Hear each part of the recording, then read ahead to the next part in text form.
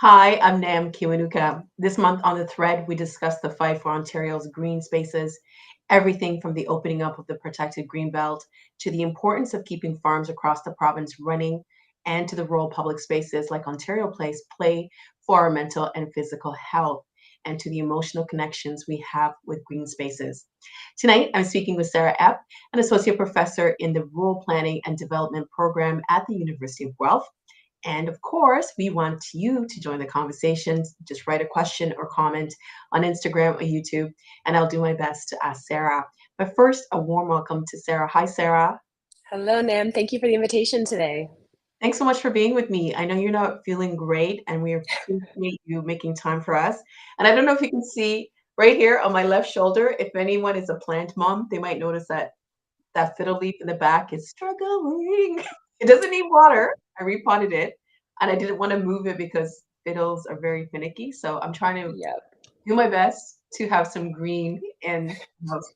Um, Love it. but being outside and being surrounded by nature is something that helps me and my mental health, especially during the pandemic. I wanted to start talking first, though, about the Greenbelt. Mhm. Previously, Premier Doug Ford said that his government wouldn't touch the Greenbelt. This was back in 2018, and he said, quote, that his government, we won't touch the Greenbelt. But recently he said that the Greenbelt is, quote, a scam. The Ontario government is making the argument that parts of the Greenbelt need to be opened up to development because we know that we need housing in this province, and doing so would address the housing crisis.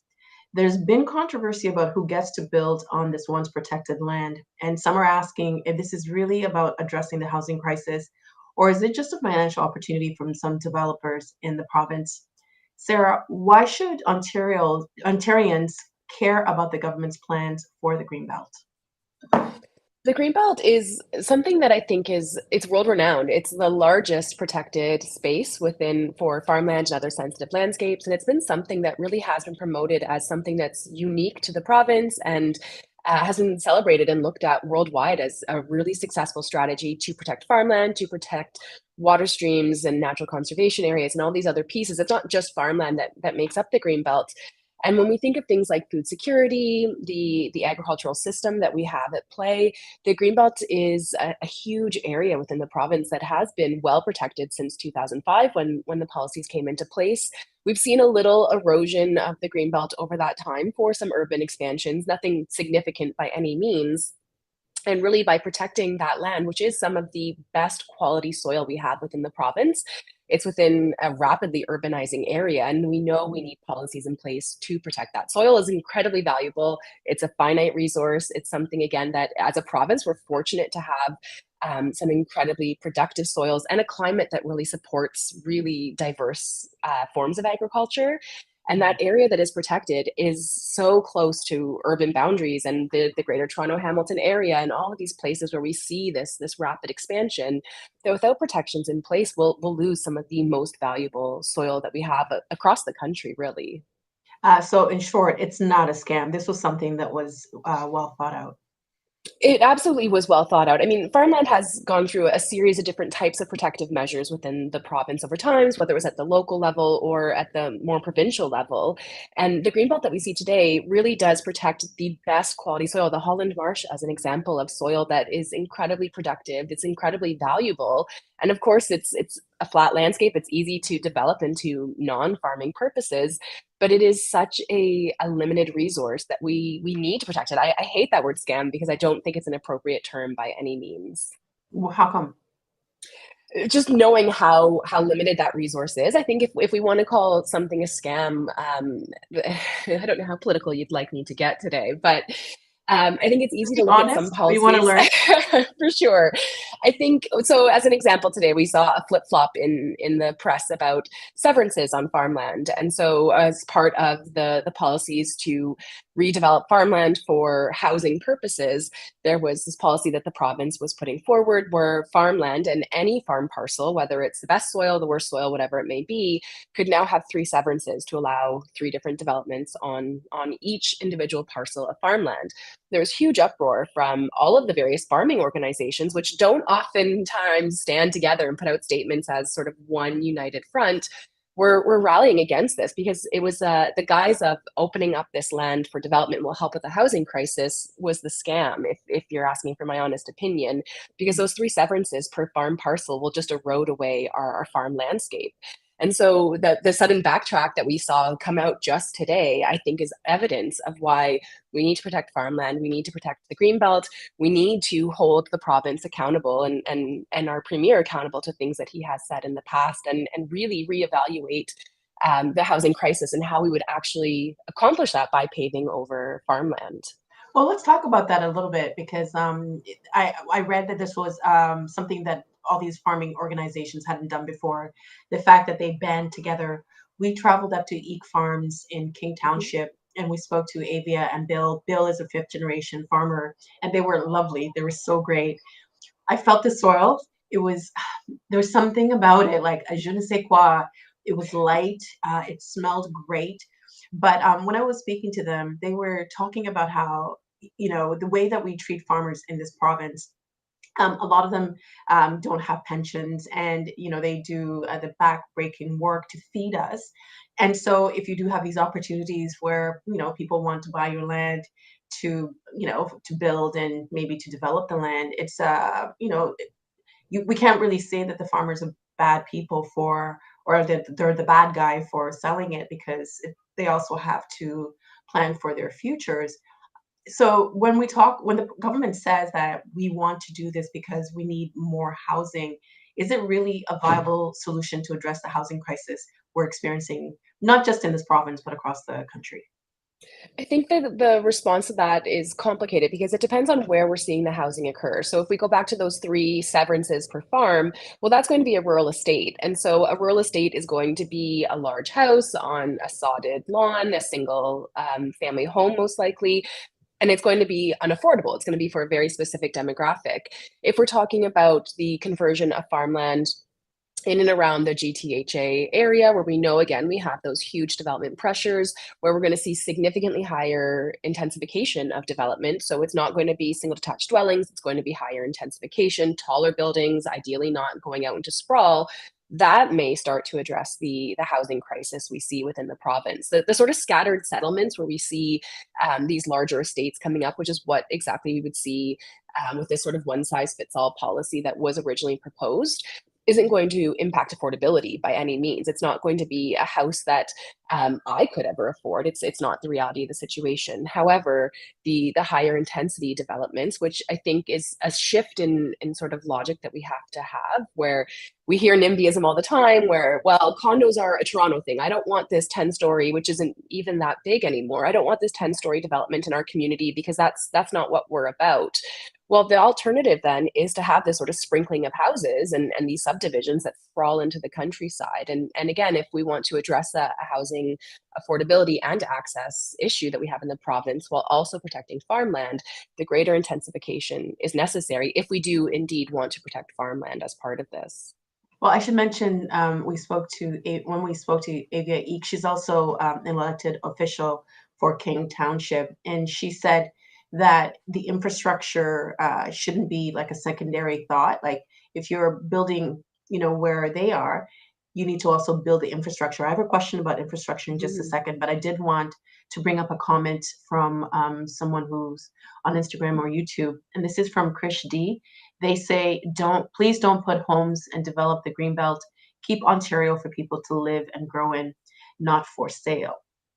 So when we talk about infrastructure, we spoke to Eric Lombardi from the housing advocacy group More Neighbors, who said that we already have enough land to build more housing in Ontario. That's not the problem. That it's about infrastructure. The argument is that starting fresh is easier and costs less than repairing existing infrastructure. Do you agree? Absolutely. It's entirely much more simple to pave over a farm than it would be to revitalize a former brownfield. So perhaps a manufacturing site that, for whatever reason, isn't being used for manufacturing anymore. To remediate that soil and get that land to a point where we can develop it is costly. Absolutely, millions, if not billions, in some situations to redevelop that. Or it's even looking within, so well, we can use the city of Toronto right now with the work from home opportunities that still exist. There's intense amounts of office infrastructure that is just not being utilized anymore. And those sites could be redeveloped in, I would suspect, a relatively cost effective way into some form of housing that would likely be on a more affordable spectrum. But from a development perspective, it's so much easier to pave over a field that's already cleared. There's nothing in the way, and then worry about the other pieces, the infrastructure. If we're in a rural community, what does water access look like? What is sewage? What are roads? What does that access look like? But again, the sort of typical development we've seen in the province for the last number of decades have been those sort of sprawling subdivisions that consume greenfield, whether it's parkland, a farm, anything that really just hasn't been developed previously. It's a lot easier and a lot cheaper. And you also have to think about like schools, libraries, and something that, I have kids, and whenever we were trying to get on the ladder, we would look at places that would have these stickers that, Mhm. if you move here, your child may not be able to go to school in this district, right? Because there's just not Mhm. enough um, schools for enough spaces for people in those areas. But I mentioned the soil, and we spoke on the agenda many months ago. And what percentage of the land in Ontario is arable land? It's around like 4%. It's an incredibly low number. I think we see the entire province and we think there's so much land available. And in theory, there is a lot of undeveloped land within the province, but such a small proportion of it is actually conducive to farmland and to farming, I should say, in particular. And even with that, I mean, land in Northern Ontario has some incredible things happening right now in terms of farming. It's the climate piece attached to that, though, that I think we really need to understand. And in Southern Ontario, we have a climate that's really conducive to tender fruit and grapes, to different crops that if you met with Avia, you would have seen on her farm. We can't grow these things in other places in the province. And so regardless of the sort of landscape we're looking at, the climate is a huge part of this. And it just makes such a special and unique area within the Greenbelt and areas around the Greenbelt that aren't necessarily as strongly protected as Greenbelt land was previously. The unique climate just permits such a wide variety of both crops and livestock, which is just something that really should be celebrated and recognized for its uniqueness and diversity within the province. Before we came on live on the thread, we were talking about how at the beginning of the pandemic, a lot of us started to understand or dig a little deeper our relationship with food, like where our food comes from. Help us understand if this land is gone, what happens? If the land is gone, I think we'll see the loss of our tender fruits. So I think we'll see things like the peach orchards and nectarines and cherries and apples potentially. We'll see the loss of that quite significantly because again, those are the crops that we see grown within parts of the green belt. The Holland marsh land will be completely gone. And so our carrots and our onions, which I think are predominantly grown in that incredibly fertile land, is something that we'll see likely more imports from. And part of this challenge, I think, is that when we go to the grocery store, because that's predominantly where I would say the majority of the population is going to buy their food, looking at the sticker of where it's actually coming from is not something that many folks pay attention to. And what's fascinating is right now we're still having produce, fresh produce, apples, onions, potatoes that are from last year that have been stored and are from Ontario, potentially somewhere else in Canada, but significantly from within the province itself. And that's coming from those exact areas. And so with that loss, we'll still likely have the food at the grocery store. It'll cost more and it's going to be coming from significantly farther away. So if we have another, hopefully, knocking on wood, if we have another pandemic or global crisis that comes through, and we see sort of halting of our borders and a stop in our food supply, we're relying on someone else at that point then to provide that food. And I don't think, again, because we don't necessarily pay attention to those stickers of where exactly this is grown, and we're not celebrating grown in Ontario as much as I think we have previously, we won't recognize that loss until it's too late. Decisions that happen today we don't realize those impacts today, especially from a land use perspective. So the Mhm. loss of the greenbelt, the continued sort of death by a thousand cuts, where we continue to erode away at the agricultural land base, we won't understand those impacts for at a minimum maybe a decade, unless a global crisis happens in that time. But outside of a global crisis, it'll probably be 10 years before we actually see those impacts start to happen and regret them. Because once you pave over that very fertile farmland, it's almost impossible to get it back. I get the sense that this is something that maybe keeps you up at night. Absolutely. I mean, I was fortunate to grow up on a family farm, and agriculture is very much in my blood. It's something that I was exposed to all my life, and professionally, it's the I've been fortunate that that's my research area. And so it's frustrating from both a personal and professional perspective to see what is happening with the Greenbelt. And I've said it before, and I'll say it again. The crisis we're seeing right now is that the value of farmland is not on the farm, it's on the land. And that's the greatest crisis, is recognizing that the dollar value we see is attached to the development possibility on that land and not the agricultural production. And we've misvalued where we should be appreciating our farmland. And because that Um, appreciation, sorry, go ahead. no, no, go ahead. I Go, can go talk ahead. Go about ahead, this Sarah. forever. No, no, go I ahead. was going to say, because we don't have that same understanding, appreciation, respect, I think, for what agriculture is and what it means to have food that isn't being consistently brought in from other parts of the world. Of course, we're still getting food from elsewhere. It's not, our food system isn't all insular. But I think because we've lost that appreciation, the value has shifted. And it's something we see in our public spaces as well, where the land again is valued not for the public, but for the land itself. And that's a huge crisis I think we're seeing play out right now in the province. I love you're not interrupting. This is about you, so you don't have to say sorry. We would love to get questions, comments from the people who are watching. Just jot them down, and we'll answer them. I wanted to switch gears a little bit and talk about public space. During the Mhm. pandemic, we saw people spending a lot of time outdoors, discovering or rediscovering all the province has to offer. I mean, this province is just we're so spoiled for what's outdoor. I live outside, like every weekend, I'm outside by the lake or in a Mhm. forest somewhere. Polly, our AI that we use for the thread, found that not everyone has access to public space. At a planning level, how is public space decided on? So public space is interesting in that in planning applications, there is a policy within them about having parkland dedication as an example, or the developer paying the city to revitalize or put um, parkland in lieu, so value in lieu of actually having that within a development. Cities at the municipal level do these things and are required to do these things through planning policies. And outside of that, from a provincial perspective, there's lots of provincially and federally owned land as well. And it's not just provincial land that is meant to be available to the public as public lands. And whether that's the Ontario Place grounds, or whether that's a civic square within a community, or it's a downtown corridor where they've blocked off some streets within an intersection and put a whole bunch of benches and trees and things in there to make it for the summer a civic square for folks to use. We see all these different ways that municipalities can be creative in how they offer public space, as well as from provincial and federal levels, what land is available to the public to enjoy in whatever way is appropriate. And so we see parkland, again, it doesn't have to be green space. Not all public spaces are these green parks that we sort of envision as where people picnic and go explore and do those things, or conservation areas as another example of public spaces that are absolutely meant for the public to use. They can be very much sort of these paved spaces that have a revitalized use where it is meant for pedestrian use as an example only. And it's a way to sort of reclaim these spaces that aren't being used as much. So roads in many downtown communities get closed off in the summer and are used as public spaces, so that those who don't have access to outdoor amenity space can come down and use these areas and enjoy the outdoors for what it is.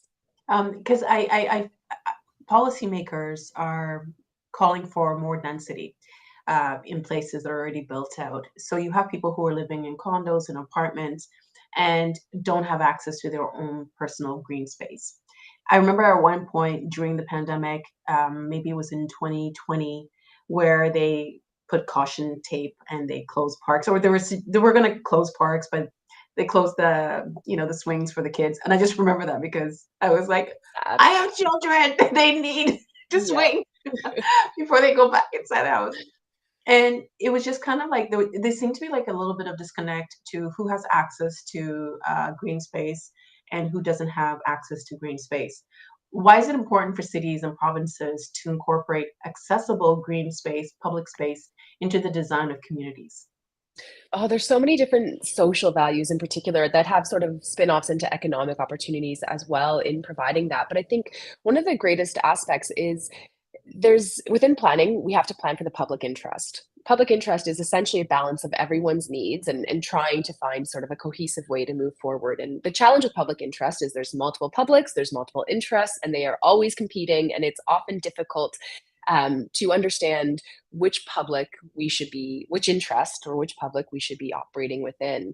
And so, from a planning perspective, whether it's municipal or more broad than that, public spaces are meant for everyone. They're meant to be a space that, regardless of how you plan to use that space, what your intentions are, whether it's just to sit there and sort of people watch, whether it's to walk a dog, whether it's to play with children on a swing set, whatever it may be, these spaces are meant to be available to everyone within a community because they build a sense of community. They build a positive sense of place. And in using these spaces and getting out, and we saw that resurgence during the pandemic. I don't think I've seen more people outside in my life besides that sort of summer of 2020 when everyone was like, we need to be outside, we need to use these spaces. There's almost a rebirth of a community, which was incredible to see because we took those spaces for granted before the pandemic and just never used them. And so you had these spaces that seemed vacant. They seemed underutilized. They seemed unneeded. They maybe in some places they almost seemed unnecessary because they weren't being utilized for what their purpose was. But attached to that, I think many people don't know where public spaces are or that they are available and accessible to the general public. You don't have to pay a fee, you don't have to sign in. They're just there and they're meant to be used. And I think we don't do a very good job pre-pandemic, current, post, whatever we're in right now, we don't do a good job of advertising that these spaces are available. They're maintained by municipalities or the province or the federal government, whoever owns that space. And they're meant to be used, but we just don't do a good enough job, I think, of advertising that these spaces are here. Please come use them. The pandemic, I think, really helped demonstrate that, oh, we have these spaces. We have incredible spaces. Why aren't we using these? Let's make them accessible. If accessibility is the barrier, let's make them accessible. And if it's not an accessibility thing, it's really just a knowledge thing. Let's inform the public of these spaces. And so we saw in some places, in some communities, an incredible sort of resurgence of their use and an almost desperate hold on them that they won't give them up now because they recognize that they're there and available and they're fantastic. Why wouldn't you take advantage of them? I love the word that you used, rebirth, because I'm also of the mind that I don't know if the public knows that public spaces are for them. And the reason I say that is that a few weeks ago, when we went to Ontario Place to do our interview with Margie Ziegler, whose father designed Ontario Place, he was one of the architects. And when we went there, I felt like I was trespassing. I was like, Mm. am I supposed to be here? Are we supposed to be here? And we were kind of like, you know, those cartoons where people are like walking on their tippy toes. I felt like the crew and I, we felt like we were just kind of, are we not, you know? And now we're hearing, you know, parts of Ontario Place are being blockaded off before, you know, everything has been approved. We do have a few comments about Ontario Place, and that's where I want to move our discussion. Mhm. Mike G says, one only has to look at the current metropolis called the Greater Toronto Area to realize that Mother Nature doesn't have a voice. It will take more than a bunch of bureaucrats that see only profit and wealth to protect what is left. Francesca B says, Ontario Place is a beautiful green and public space by the lake. This place saved me during the pandemic.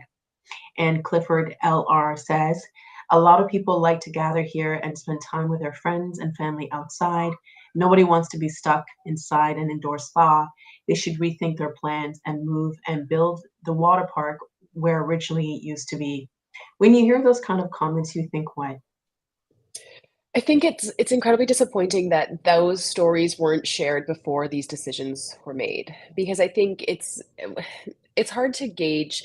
Um, I mean, public consultation happens. It's supposed to happen attached to all of these decisions of what, whether it's again provincial land or municipal land.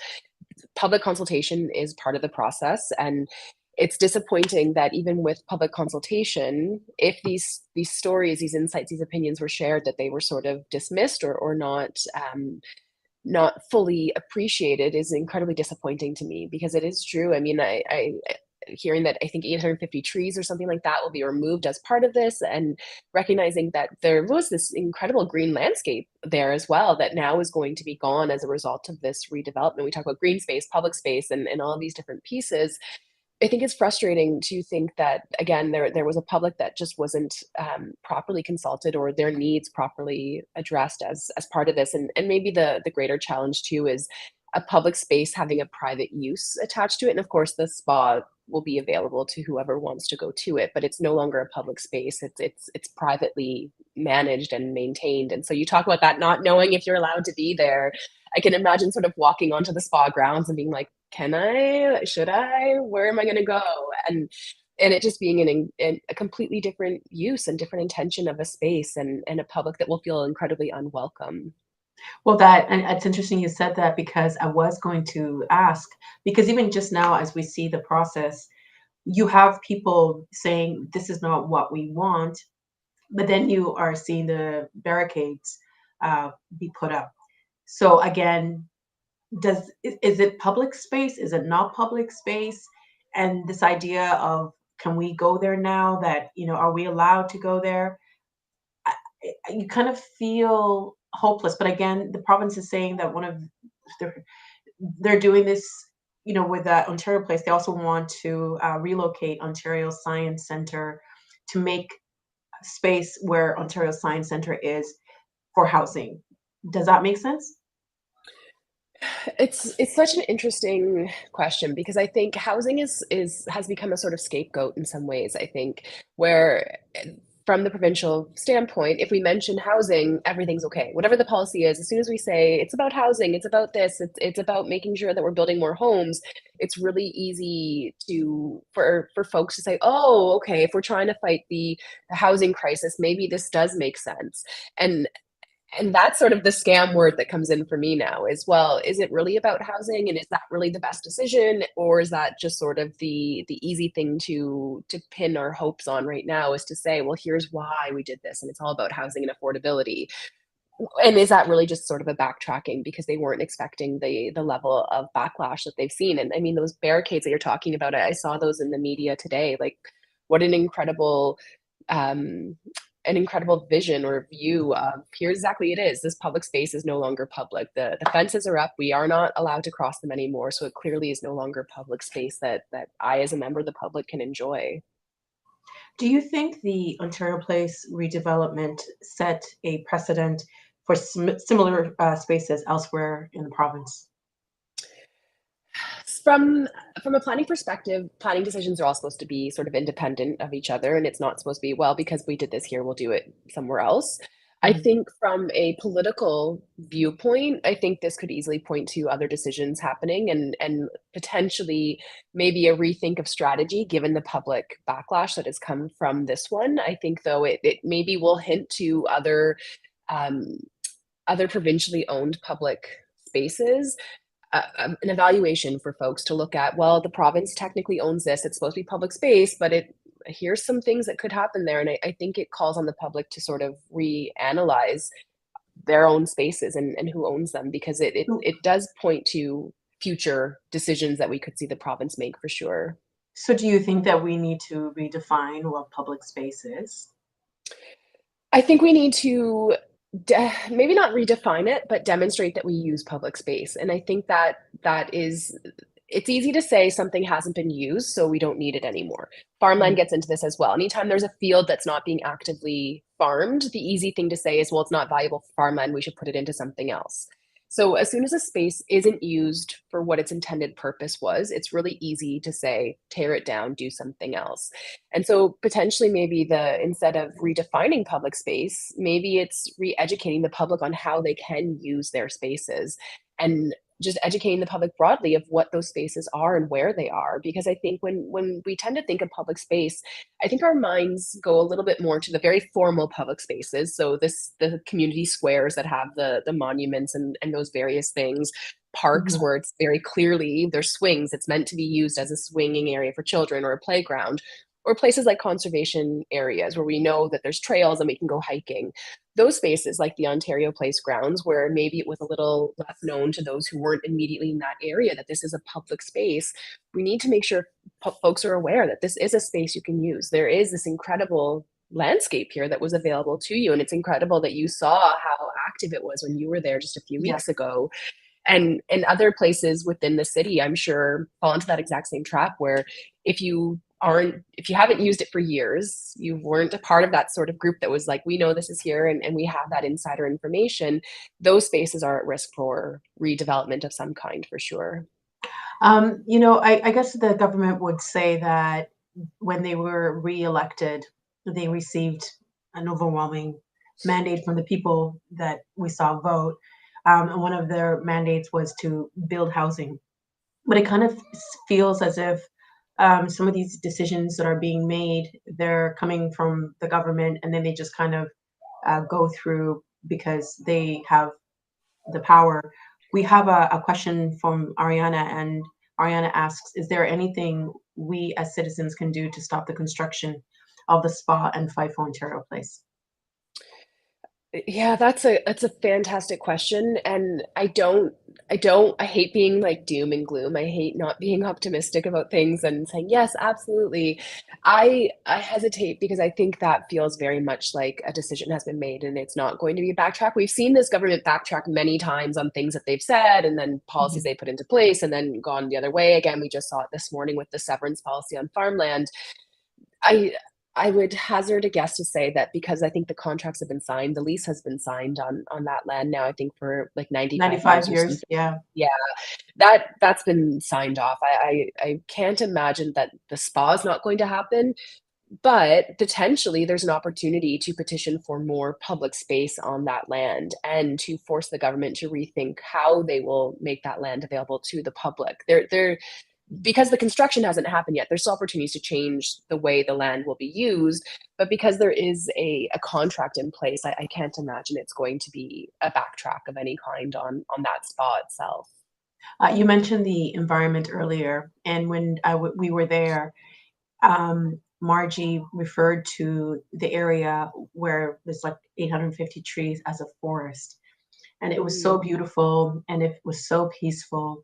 And these trees were planted 50 years ago. And when they were planted with um, uh, for the future, like how they would mhm. benefit the community. Polly, as I mentioned, our AI for the thread, Polly did see some support for redevelopment, but more opposition about loss of public space, including this forest of the 850 trees, and lack of public consultation. How important is Ontario Place and other similar public spaces to our idea of community?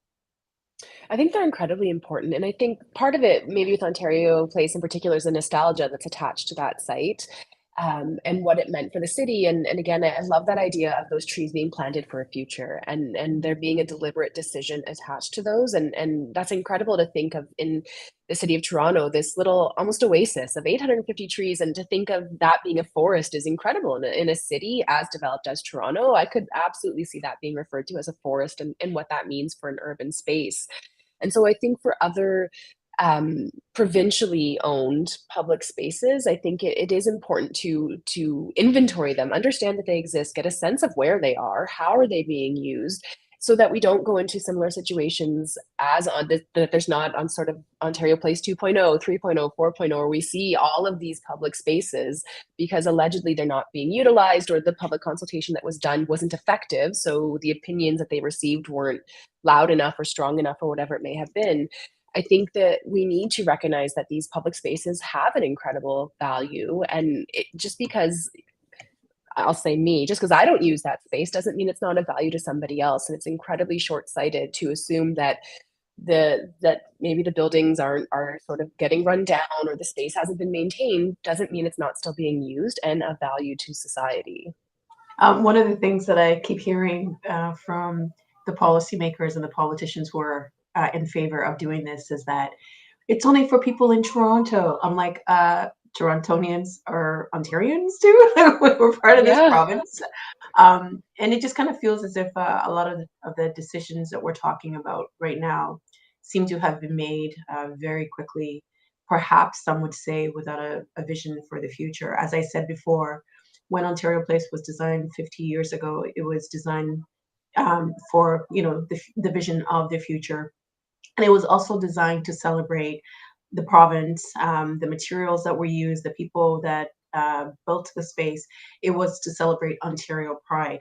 How do you think this is going to impact the future for this province and Ontarians? I think it casts a very dark shadow on what the future is going to look like if this, when this goes through, because I do think the decision has been made. I don't think we're going to change it.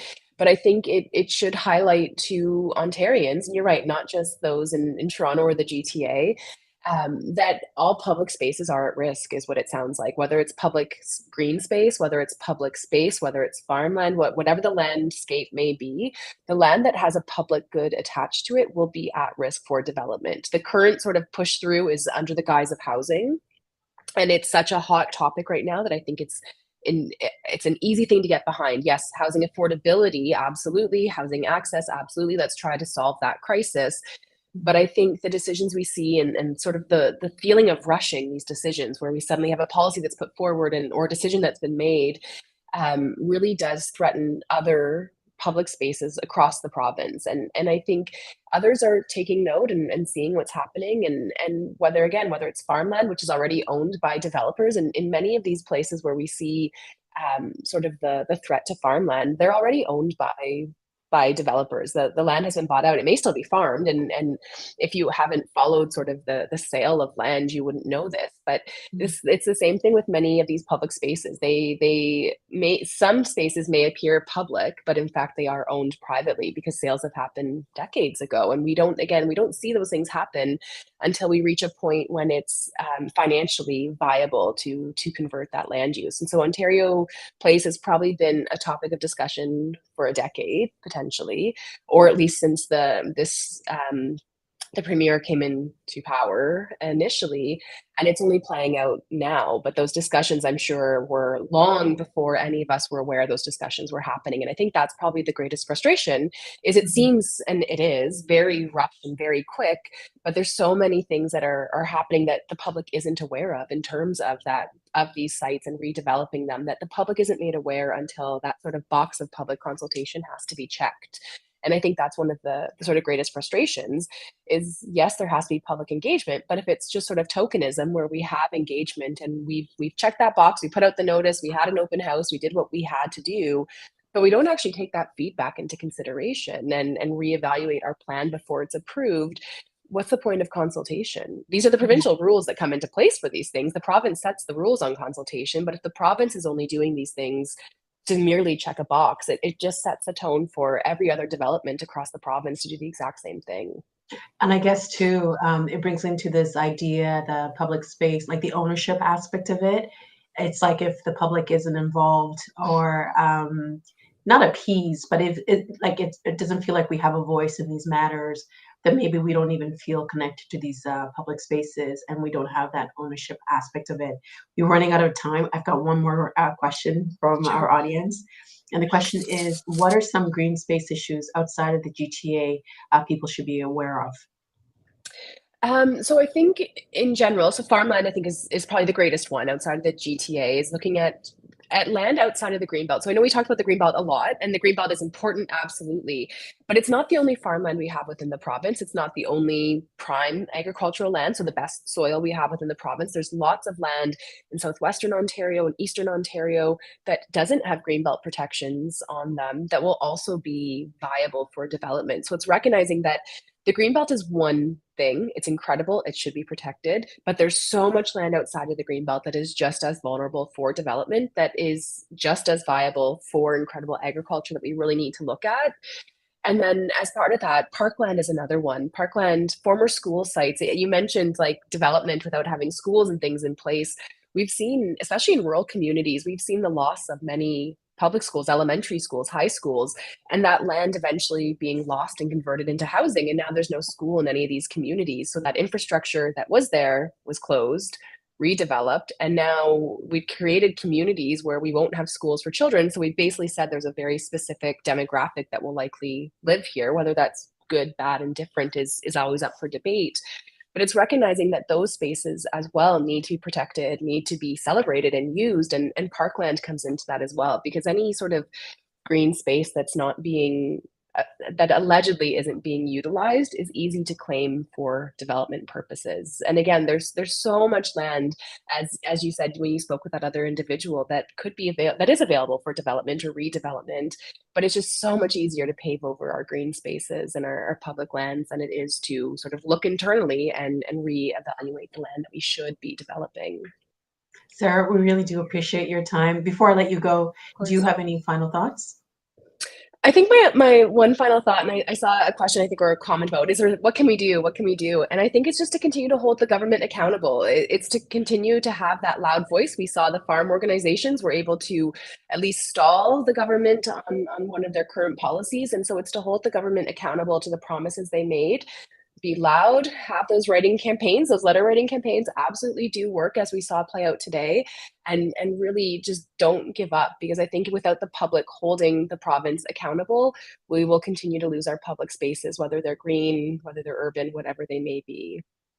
Sarah, thank you so much for your time. We really appreciate it. And I hope you feel better soon. Thank you. My pleasure. And thank you to everybody who tuned in and to our studio support crew. Really appreciate all your work. And we'll see you guys next time. Bye.